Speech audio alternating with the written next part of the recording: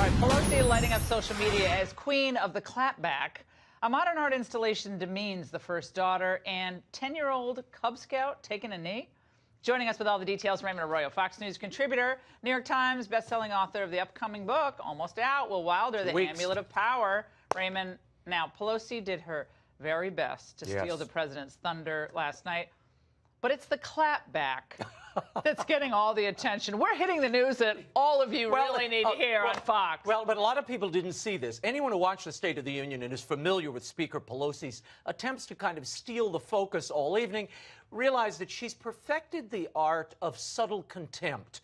Or maybe she just needs some Fixodent. Whatever the case, she was gnawing on something in her mouth all evening. Was it a Luden's, beef jerky? We may never know. Several times she pulled out what might have been a large menu, and she looked like she was trying to decide whether to have the foie gras or the pea soup, or maybe she's reading Obamacare. We don't know yet. Brown rice.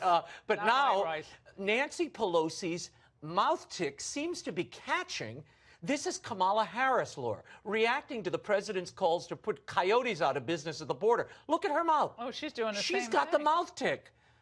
But nothing quite, I know, it's spreading, but nothing quite caught the attention of Democrats as this moment at the State of the Union. It's being called the Nancy clapback. Watch.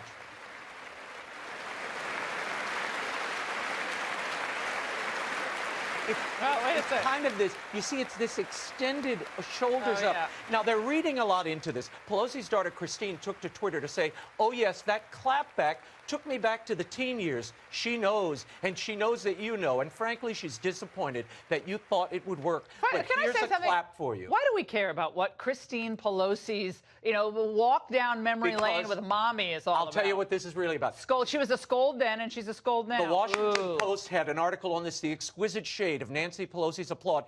This is Democrats desperate for something good on a good night for the president. And let me tell you, the other point here, when Stacey Abrams is your mouthpiece, Nancy Pelosi clapping seems like Maria Callas in the last act of Tosca, okay? They're looking for help. They're looking for something they can, a bit of performance art they can latch on to. By the way, I couldn't sleep last night. We were up so late during the show, and I kept thinking of that commercial. What was it? Ken French is the world-class clapper. 721 claps a minute. With the clapper, I only need 2 claps. Clap on, clap off. Claps things on, claps things off. So when they lose the majority of the House in 2020, she can be the new clap-on. I also thought maybe it may not be anything conscious. She might have just been kind of osteoporosis or something, and she's just clapping. It might just be the way she claps. Anyway, Laura, there is a new exhibit, talking of performance art exhibit, that just opened in Washington. It's called Ivanka Vacuuming. That's right. An Ivanka Trump lookalike is in a gallery, and patrons are invited to throw crumbs of her, trash, that she will vacuum up. The gallery says, quote, Ivanka vacuuming is simultaneously a visual celebration of a contemporary feminine icon, a portrait of our own relationship to that figure, and a questioning of our complicity in her role-playing.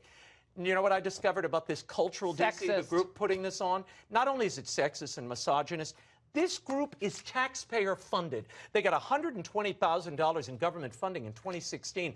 Imagine if they put Michelle Obama and people were encouraged to throw produce at her in a garden. Or, let's say, Hillary Clinton, where you throw email servers at her and she picks them up. That would be seen as what it is, sexist, misogynist, and inhuman. This stuff should not stand. This is really awful. I never was big into performance art. Me neither. I came from an acting background. This is the performance art. No. It's always like there's like a woman with a red dot on the wall, and she stares at it. How is a woman vacuuming art? This is called domestic chores. We have to do this. We all do this. It's idiotic. And they did it to Michelle. There'd be protests out front. You're right. Now, finally, a Cub Scout. Wow, my kids were in Cub Scouts. See him right there? He's a cutie. He took a knee at a city council meeting in North Carolina during the national anthem. Local media picked up on the story. The kid and his father explained the stunt this way. What I did was took a knee against racial discrimination, which is basically what people are mean to other people of different colors. When he did it, I was really surprised and also really proud of him. The father discussed this with him beforehand. Yeah, and he says, and the city council said, I'm glad the kid exercised his conscience. This is not conscience. This is propaganda and political child abuse.